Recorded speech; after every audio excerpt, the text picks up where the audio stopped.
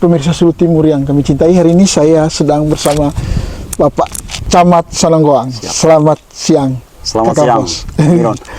Ya, kita sama-sama ini ada di Weracang, Kak Bos, ya. Di daerah yang menurut saya sangat terpencil di tengah kemegahan Manggarai Barat super premium, masih tersisa Weracang yang ya seperti yang kita saksikan bersama ya. Faktanya seperti itu. Nah, ini kita sekarang ini kan di SD Impres Weracang ini. Ini memprihatinkan Pak Camat. Satu, bangunan sekolahnya Pak Camat lihat sendiri nih. Lalu yang kedua, jumlah siswanya juga miris, hanya 25 orang. 5 orang. Lalu yang ketiga, saya baru dapat dari kepala sekolah tadi, bahwa gaji guru tidak tetap itu hanya 200.000 satu bulan. Ditambah dengan 15 liter beras. Nah, gimana itu Pak Camat? Sebagai pemimpin wilayah ini, gimana menurut Pak Camat ini? Baik. Tentu saya berterima kasih kepada Om Miron yang mencoba untuk menyampaikan aspirasi ini secara bersama-sama. Iya. Mengenai problem yang kita temukan hari ini, saya pikir hari ini jelas bahwa kami sudah turun lapangan untuk melihat secara langsung seperti apa kondisi yang ada di lapangan. Selama ini memang tidak ada laporan resmi, tetapi saya mendengar bahwa situasi sekolah ini seperti ini. Makanya kami turun langsung. Namun perlu diketahui kami melakukan hal-hal yang normatif. Artinya apa? Yang saya temukan hari ini, saya akan menyampaikan kepada instansi terkait, ke atas, ke dinas. Harapannya tahun depan, gedung-gedung ini bisa diperbaiki. Ya. Demikian pun gaji guru, kita sangat mengharapkan. Ya, untuk bisa diakomodir, paling tidak, naiklah. Ya kan bisa didorong insentif lain tuh Pak Camat. Kalau insentif lain ya tentu ada ketentuan-ketentuan yang berlaku. Ya. Yang tahu secara teknis ketentuannya itu dinas teknis. Dinas teknis Pak Camat. Oke, tapi Pak Camat berjanji nih, pasti akan menyampaikan ini ke dinas dan akan meneruskan secepat mungkin. Siap. Gitu. Sampai di berang sebentar, saya akan telepon Bapak Kepala Dinas. Dan saya akan ketemu Pak Bupati untuk menyampaikan. Nah, ini kan kasihan sekali. Ya. Walaupun saya yakin Pak Bupati akan memberikan perhatian yang serius. Dan yang kedua Pak Camat, ini kunjungan Pak Camat yang pertama kali ke sini katanya? Yang pertama kali. Ya. Apakah ke depan, apakah ini yang terakhir atau? Oh tidak, pasti saya akan melakukan kunjungan berikutnya ke tempat ini. Janji nih Pak Camat, warga lo menunggu Pak Camat. Siap, saya akan datang ke sini lagi. Tentu saya akan laporkan kepada masyarakat perkembangan aspirasi yang saya sampaikan. Dan kita harus ingat Pak Camat, di sini Weracang ini, salah satu pelaku teroris paling sadis asal Manggarai itu orang Weracang ini, tidak selama diskreditkan. Nah, jangan-jangan penyebabnya karena keterpencilan ini Pak Camat. Bisa jadi ya. Kalau kita menduga ya bisa. Pertama mungkin karena rasa bosan dengan wilayahnya, kemudian merasa tidak diperhatikan atau seperti apa, lalu mereka keluar. Atau mungkin ada tawaran-tawaran yang menggiurkan. Sehingga masyarakat rentan sekali dengan pengaruh-pengaruh intoleran. Tapi satu catatannya Om Miron. Yang mempengaruhi mereka itu tidak datang di sini. Datang dari luar. Dari luar dan ketemunya di luar. Itu menjadi catatan penting. Itu artinya apa? Masyarakat di sini masyarakat yang berbudaya. Tadi penerimaan kita itu dilakukan penerimaan budaya. Itu menggambarkan bahwa masyarakat Weracang itu orang berbudaya, dan budaya kita tidak ada budaya untuk saling membunuh. Bicara teroris itu kan membunuh orang lain, dan dengan membunuh dia masuk surga. Tidak ada budaya seperti itu. Itu karena dipengaruhi oleh orang-orang dari luar, dan pertemuannya bukan di sini, pertemuannya di luar. Tapi kan bagus juga kalau pembangunannya segera diintervensi itu Pak Camat. Saya pikir itu wajib. Ya. Alasan-alasan mungkin pengaruh pembangunan ya bisa saja terjadi ya. Bisa terjadi. Itu akan memperkuat katanya. Ya. Itu tadi kan disampaikan oleh masyarakat juga bahwa mungkin mereka membahasakannya mungkin karena situasi pembangunan menurut. Saya pikir wajar-wajar saja. Ini semua aspirasi yang patut mendapatkan atensi ke depan. Terima kasih Pak Camat atas waktunya, dan harapannya kita akan berjuang sama-sama tentang ini. Tentu bersama Miron. Kita bisa menyuarakan.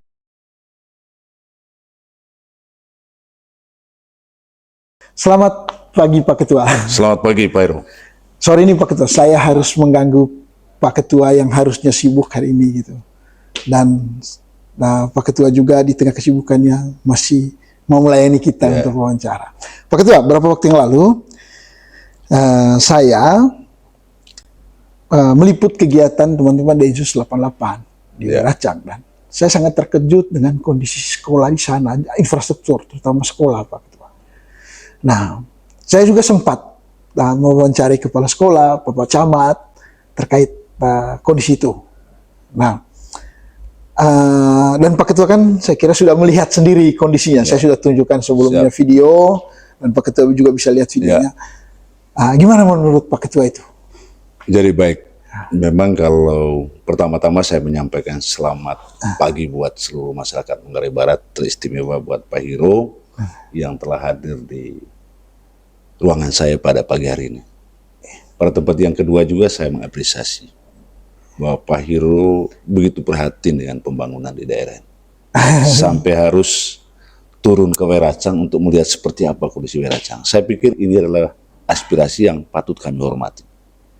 Karena mata media juga ada bagian dari mata pemerintah untuk melihat di mana hal-hal yang belum terjangkau oleh pemerintah. Saya pikir peran media untuk mengakseskan informasi kepada pemerintah menjadi penting. Karena itu saya menyampaikan terima kasih atas hal itu. Yang kedua, yang ketiga, soal pembangunan sarana prasarana pendidikan. Tentu hal ini menjadi penting. Saya mau gambarkan yang pertama bahwa dalam 2 tahun terakhir ini kebijakan arah postur APBD kita untuk dinas PKO itu sangat prioritas, terutama dalam rangka untuk mengatasi saspras dari seluruh SD dan SMP yang di Kabupaten Manggarai Barat. Kondisi yang ada terjadi di SDI Weracang saat ini, saya selaku wakil rakyat atau DPRD Dapil 1 tentu punya komitmen kuat. Saya sadar benar bahwa jangkauan untuk Weracang itu tidak mudah. Sangat tidak mudah. Karena apa? Kondisi infrastruktur jalan dari Naga ke Weracang itu cukup memprihatinkan. Pak Ketua sendiri udah pulang dari Weracang? Udah tahu itu. Nah, tentu dua hal ini tidak bisa dipisahkan. Kenapa demikian? Karena bicara soal kepentingan dasar masyarakat itu yang perlu difasilitasi pemerintah saat ini memang adalah jalan. Karena itu bicara soal bagaimana jalan dari Naga ke Weracang, terus bagaimana SDI Weracang yang kondisi saat ini sudah semakin parah. Saya katakan bahwa saya sebagai rakyat saya akan perjuangkan. Komitmen di 2020. 2025 itu kondisi sarana prasarana SDI Weracang. Saya selaku wakil rakyat dan DPRD utusan Dapil 1. Saya sampaikan kepada keluarga besar Weracang dan Angkor. Ketua DPRD Kabupaten Manggarai Barat dan anggota DPRD utusan Dapil 1. Saya memastikan akan saya perjuangkan rehabilitasi total SD Weracang pada tahun anggaran 2025. Ini janji dan terekam publik ini. Saya katakan ini janji saya. Sebagai wakil rakyat itu jangan pernah takut mengeluarkan kata janji untuk memberikan kepastian pada pelayan masyarakat. Dan kami akan tuntut janji itu. Saya pikir pernyataan saya hari ini akan bisa dipegang oleh masyarakat Weracang. Oke, masyarakat Weracang itu janji Ketua DPRD 2025. 2025 beliau akan memperjuangkan rehabilitasi totas. Akan dilakukan rehabilitasi atau baru perjuang 2025? 2025. Baru kegiatan 2025 itu saya akan nyatakan bahwa harus terlaksana realisasi. Harus terlaksana, akan terlaksana 2025. Karena itu bukannya pemerintah tidak memperhatikan. Jangan dibilang bahwa kok daerah terpencil pemerintah tidak memperhatikan. Saya kira bukan tidak lihat. Pemerintah memiliki skenario terhadap tahapan cara perencanaan. Karena bicara soal sarana prasarana itu saya kira menjadi skala prioritas.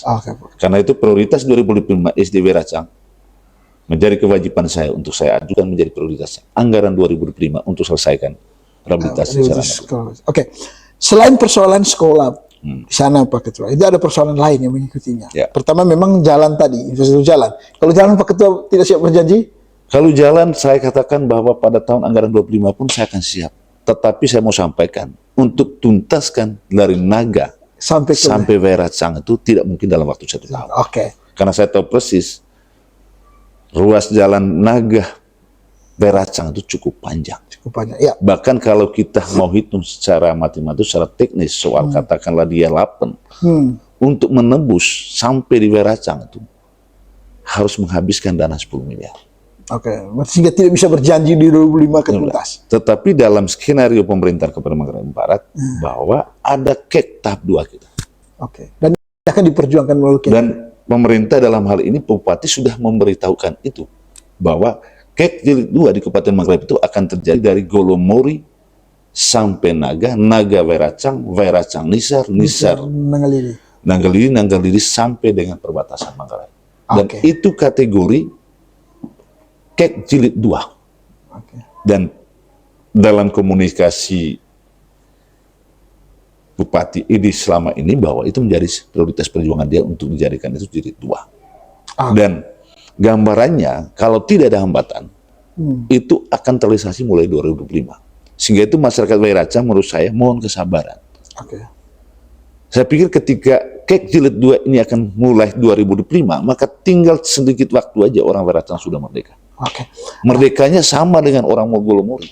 Wah, gitu. Jadi bukan Lapen lagi orang Weracang. Kalau perjuangan Pak Edi untuk jilid 2, KEK jilid 2 terwujud dari Golomori, Cerembah, Naga, Weracang, Nisar, Nanggalili sampai dengan perbatasan Manggarai. Saya kira kemerdekaan itu akan sudah terwujud di periode berikutnya. Tentu Pak Ketua tidak sedang kampanye kan hari ini? Tidak. Sedang. Tapi ini kan kewajiban kita. Nah, kewajiban DPD itu mendorong pemerintah untuk melihat kondisi real masyarakat yang berpotensi untuk bisa menaikkan pertumbuhan ekonomi. Saya kira Poros Selatan itu adalah kawasan potensial. Karena dia berada di sepanjang pesisir pantai. Pak Hiron coba bayangkan. Kalau sepanjang pesisir mulai dari Golomori sampai dengan perbatasan Manggarai Poros Selatan dibangun dengan hotmiss, saya kira itu adalah potensi pertumbuhan ekonomi baru untuk Kabupaten Manggarai. Potensi ekonomi di sana luar biasa.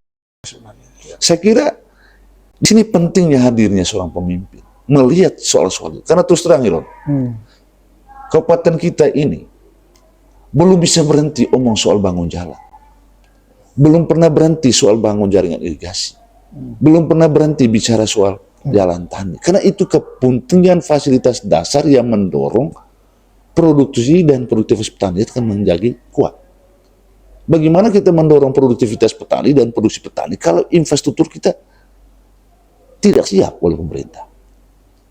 Tetapi kalau pemerintah sudah memfasilitasi infrastruktur jalan yang kuat, maka dorongannya petani harus bisa meningkatkan produksi mereka, produktivitas pertanian mereka semakin kuat.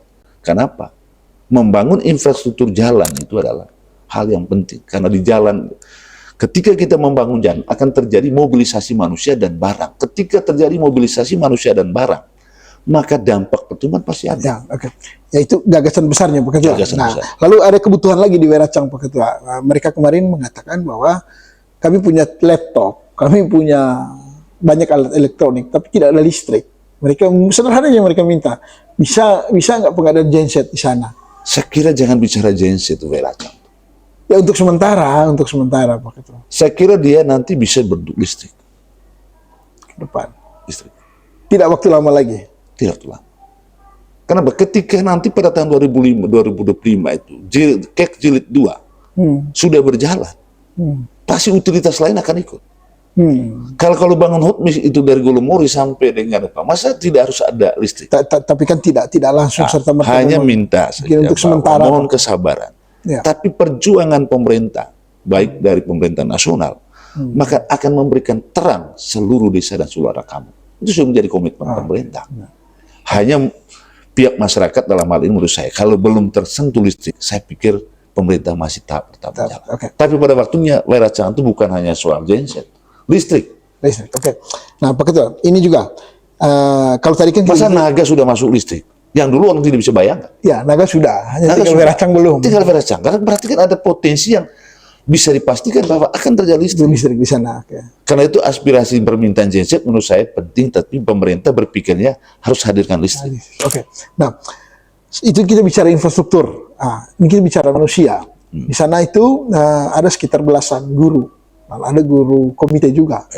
Mirisnya Pak Ketua, guru komite di sana itu hanya digaji 200.000 per bulan. Lalu kemudian dengan dibayar dengan beras 15 liter sebulan.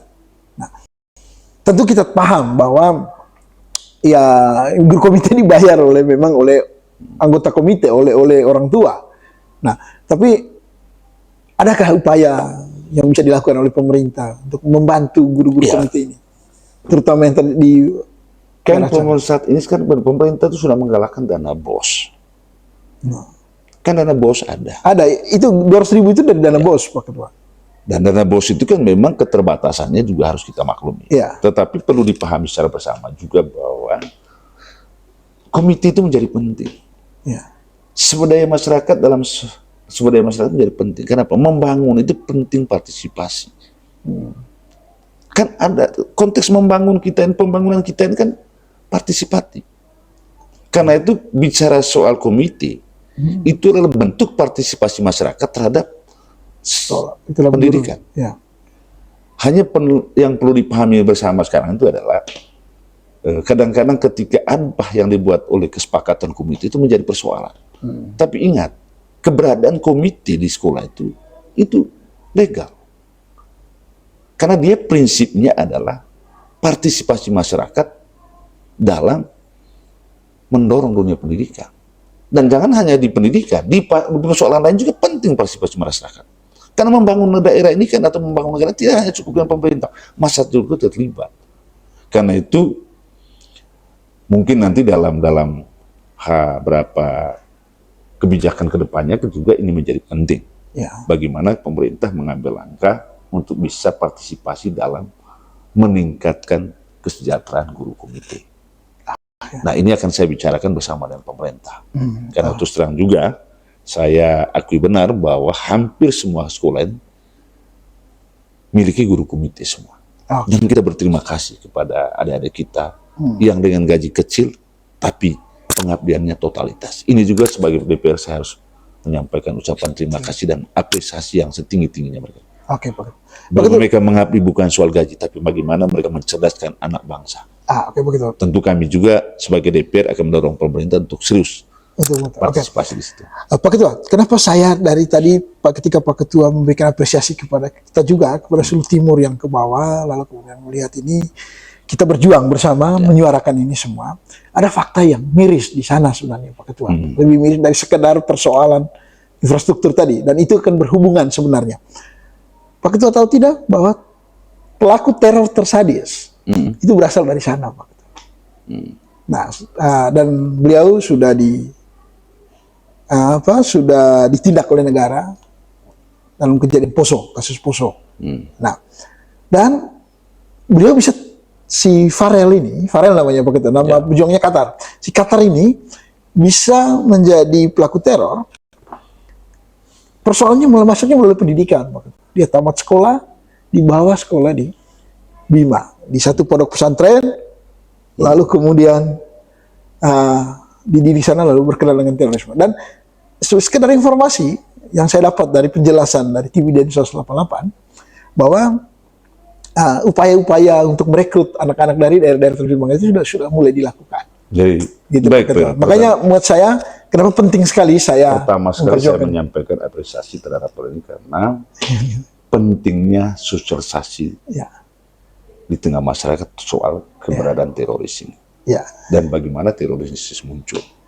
Karena itu teman-teman Densus yang sungguh aktif mensosialisasikan kepada masyarakat tentang bagaimana akibatnya ketika kita masuk dalam kategori terorisme itu. Nah, jujur saja Pak Iro, kabupaten kita ini sebenarnya adalah kabupaten yang sangat toleransi. Sangat toleran. Tetapi ketika anak-anak kita keluar dari daerah, kemudian belajar di salah tempat, ini kan menjadi masalah. Karena keterbatasan tadi, Pak Ketua. Nah, karena itu kadang-kadang masyarakat kampung ini kan sederhana ya. Kadang-kadang begitu orang cerita tentang sekolah gratis, mereka merasa bangga. Tapi sekolahnya seperti apa mereka tidak tahu. Nah, disinilah pentingnya kita sebagai pemerintah menginventarisasi dan mencermati bagaimana orang mensosialisasikan sekolah gratis itu kepada tengah masyarakat apalagi daerah Weracang yang daerah terpencil, yang notabene pemahaman mereka sekolah gratis adalah kebanggaan.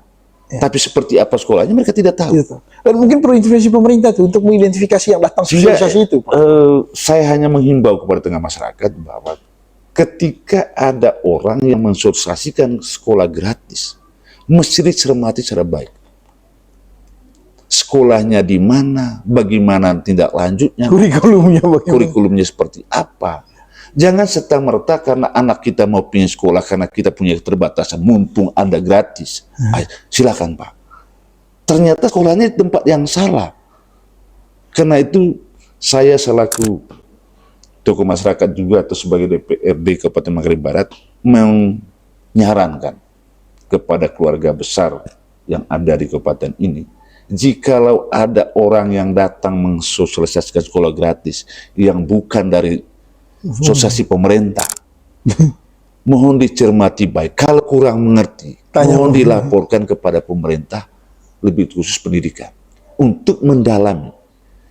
Jangan sampai anak kita dikirim ke sekolah gratis tapi ilmunya salah. Seperti yang kita tahu sekarang. Ya toh? Ya. Nah, ini harus kita waspadai bersama. Karena itu kalau ada maraknya sosialisasi soal sekolah gratis, saya mendorong pemerintah untuk memperhatikan secara serius, terutama teman-teman yang di pendidikan, untuk ketika ada hal itu di tengah kampung, segera memberitahu pemerintah agar profil sekolah itu ditelusuri benar oleh pemerintah. Karena kadang-kadang masyarakat ini tidak keterbatasan sumber daya. Orang ini dari mana? Katanya orang besar dari Jakarta, dari Gimbek, dari Lombok, karena pingin anaknya sekolah mumpung aji gratis, ya kasih aja. Dan kemudian menjadi soal. Ternyata masih jadi masalah. Kalau ini soalnya Pak Hiro, disinilah tugas kita sebagai orang yang sedikit memiliki wawasan yang luas untuk memperhatikan hal itu di setiap anak kampung, agar jangan sampai anak-anak kita terjebak dalam isu sekolah gratis, ternyata ujungnya menjadi sekolah bermasalah, mendidik orang untuk bertindak yang tidak seperti dunia pendidikan lainnya. Ya, kan itu menjadi masalah. Sehingga hemat saya pesankan kepada seluruh masyarakat Manggarai Barat, hati-hati mendorong anak kita kepada sekolah gratis. Yang profil sekolahnya kita tidak tahu, orangnya kita tidak kenal, kemudian tidak didampingi oleh pemerintah. Nah, ini menjadi masalah. Karena itu ketika dia mendatang sosialisasi sekolah gratis, libatkan pemerintah supaya sekolah itu pemerintah tahu. Gitu. Terima kasih Pak Ketua atas banyak waktunya.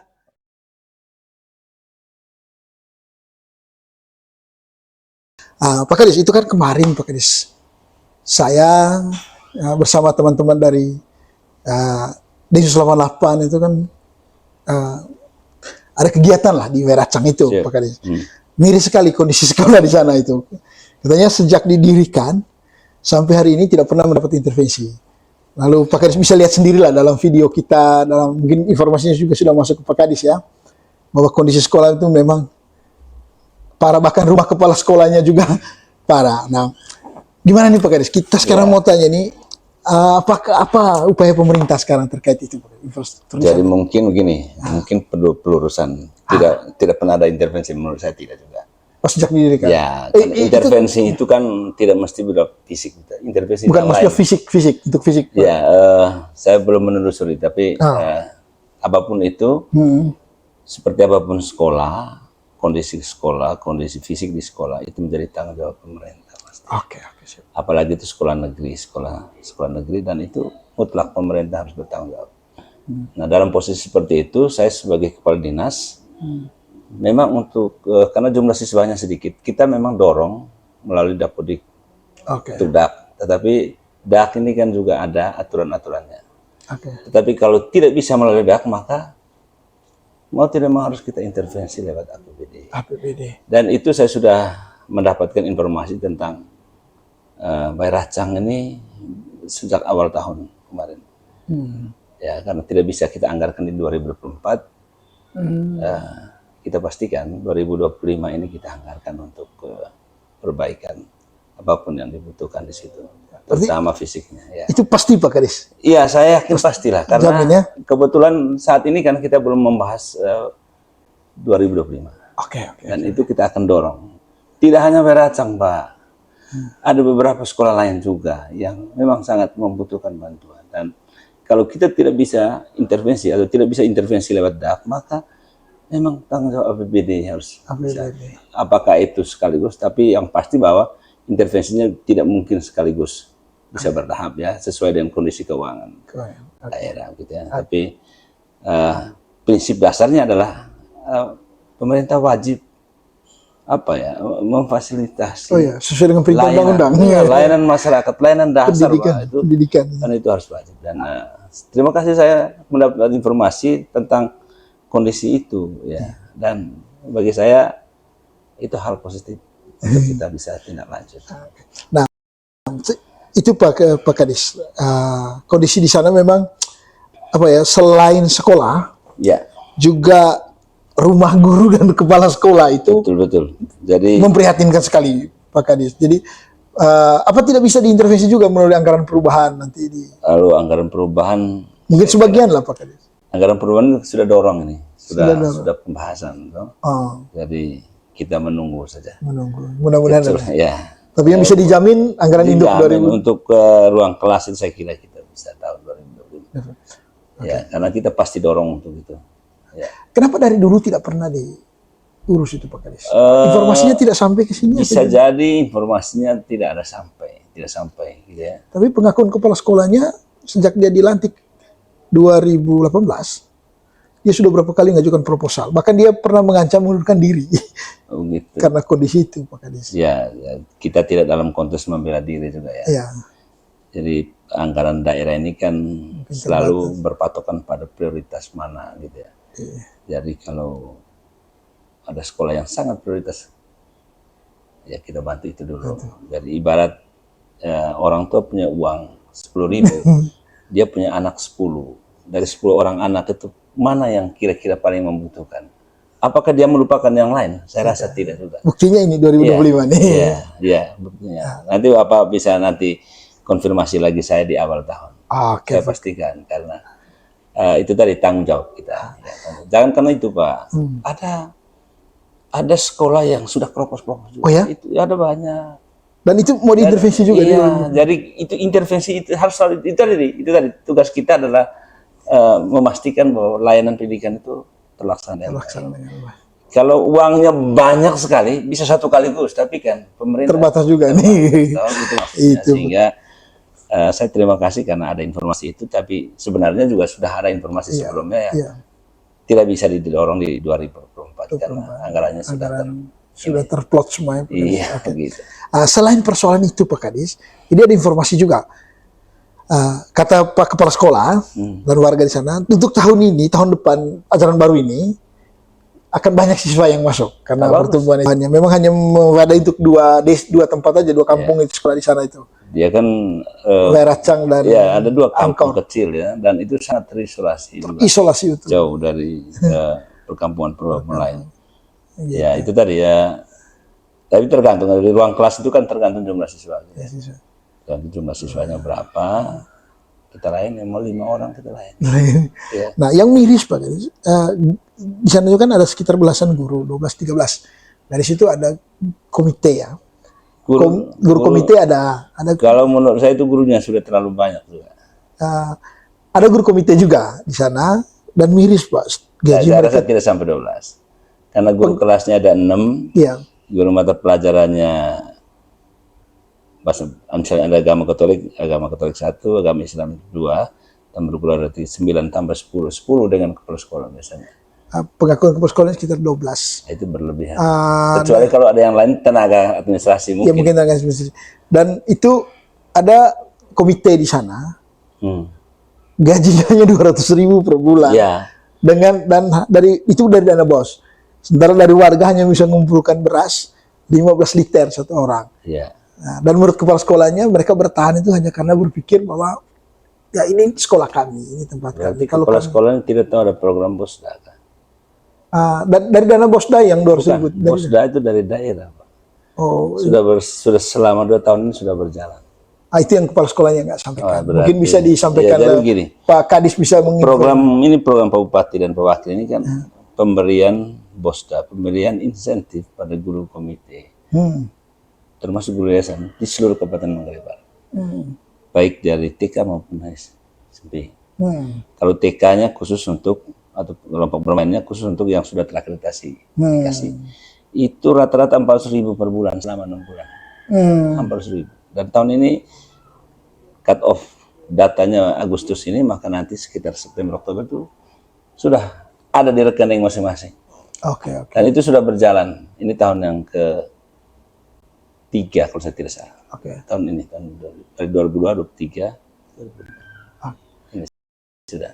Berarti syukurlah ketika ada Ya, informasi jadi itu. ada. Jadi itulah sebenarnya program pemerintah itu hanya untuk mengcover itu tadi guru yang honornya sedikit karena muridnya sedikit, maka pemerintah membantu dan itu berlaku untuk semua sama, tidak ada perbedaan. Kita dulu tidak sempat ada diskusi apakah perlu ada perbedaan berdasarkan gaji. Oh, tidak bisa karena gajinya variatif. Sudah kita pukul rata saja sesuai kondisi. Karena ya gaji bos, gaji komite itu kan Pak 50% maksimal dari bos itu. Bayangkan kalau muridnya hanya 25 SD itu 1 tahun Pak 800.000 saja persis. Bayangkan kalau 25 kali 800.000 berapa? Tidak seberapa, tidak pas gaji gurunya. Tidak pas. Tapi Nah, pemerintah membantu. informasi itu mungkin bisa disampaikan ke bawah Pak. Kita juga Sudah ada itu, sudah. apa dinas tidak akan cek lagi besok Pak? Perlu dicek itu Pak. Mungkin Cek maksudnya? cek apakah sudah tercover ke BOSDA tidak. Semua guru komite Pak. Oh sudah. Itu sudah otomatis. berjalan di 2 tahun. 2 tahun. Oke. Ya, kecuali dia sudah lulus P3K tidak, atau TKD dia tidak masuk. Tidak masuk. Hanya untuk Guru komite, kecuali yang tidak masuk itu yang tenaga administrasi tidak masuk, kan dia bukan guru. bukan guru. Itu ada, Baracang ada. Dia kalau dia bohong kalau dia bilang tidak. Oke, oke. Berarti Yang ada namanya di Dapudik, yang ini guru yang bersangkutan itu sudah nama di Dapudik, terdata di Dapudik namanya, itu yang kita ambil. ya, itu Karena ada yang masuk baru belum ada nama Dapudik. nah, itu Karena ambil data itu dari Dapudik. Dapudik. Data pokok itu toh tidak bisa tipu itu, tidak bisa tipu. Misalnya siap mengajar berapa tahun, guru di mana, sudah tahu. Oke. Itu Pak Kadis. Ada itu ada. Oke, berarti itu berita bahagia Pak Kadis bahwa Iya. di 2025 ini sudah pasti diintervensi. Iya. Dan satu lagi yang mereka minta Pak Kadis, di sana tuh kan mereka sulit sekali mengoperasionalkan barang elektronik, itu karena listrik. Ya, sudah kalau itu kan pendidikan tidak bisa menjangkau. Nah, lalu mereka pernah Sinyal sampaikan itu kan itu punya pemerintah toh. bukan listrik yang mereka butuhkan. Listrik juga mesti dengan bos. Mereka Kalau butuh genset katanya. Genset di pendidikan itu kan ya kecuali mungkin pengadaan kita kan tidak ada sampai begitu, Pak. Kita lebih banyak pada perpustakaan, buku, alat pembelajaran. Nah, itu kita belum tahu apakah genset itu masuk kategori alat pembelajaran atau tidak. Oh iya. Belum ya. Tapi saya lihat di beberapa sekolah yang lain itu ya kalau dana bosnya mencukupi ya beli dari dana bos sebenarnya. Gitu ya. Iya. Jadi kalau itu yang saya susah menjawab karena saya tidak tahu caranya gimana. Oke. Tapi yang penting yang utama itu gedung tadi. Gedung itu pasti Pak, itu kita sudah. Jadi ada beberapa laporan masyarakat yang dan biasanya saya pantau sendiri Pak. Oke. Saya baru pulang dari Romang kemarin. Romang, Dan ya. saya amati sekolah itu juga perlu diintervensi. Ada beberapa. Jadi hampir sebagian besar sekolah-sekolah di Manggarai Barat ini saya sudah kunjungi dan hasil kunjungan saya kalau saya bisa intervensi maksudnya oleh pemerintah daerah. Begitu. Dan saya percaya Racang itu tidak hanya Racang sebenarnya. Racang bukan. Kalau IT pernah ke Dasak itu juga perlu intervensi. Yang sebelum sebelum Danau Sanongguang. Iya. Itu juga perlu. Diintervensi. Ada beberapa SD hanya sayangnya kita punya SD di Sanongguang ini Pak. Itu muridnya sedikit. Setiap sekolah itu muridnya sedikit sehingga untuk intervensi DAK sangat sulit. Ke APBD ya, kalau APBD kita mencukupi bisa. Hanya itu kelihatannya tidak ada intervensi karena itu tadi ada prioritas pelan-pelan. Oke. Mungkin ada season khusus kita akan membahas kenapa sih sekolahnya banyak, muridnya sedikit? Tapi bukan pada saat ini Pak Iya, Kadis. kalau Karena itu memang kalau itu bukan off dengan the- Pak Kadis diskusinya. Kalau itu off the record, tapi itu kan ada filosofi pendidikan. Pendidikan itu kan hak dasar. Iya. Jadi hak dasar itu kita harus melayani. Jangan sampai ada yang tersisa. Gitu. Kampung jauh, kalau dia tidak bisa datang sini maka kita mendekatkan. Mungkin itu filosofinya. Makanya terlalu banyak sekolah yang ada di kampung-kampung, hanya satu kampung, satu sekolah kayak begitu. Oke. Ya, untuk mendekatkan pelayanan. Oke, terima kasih banyak Pak Kadis waktunya.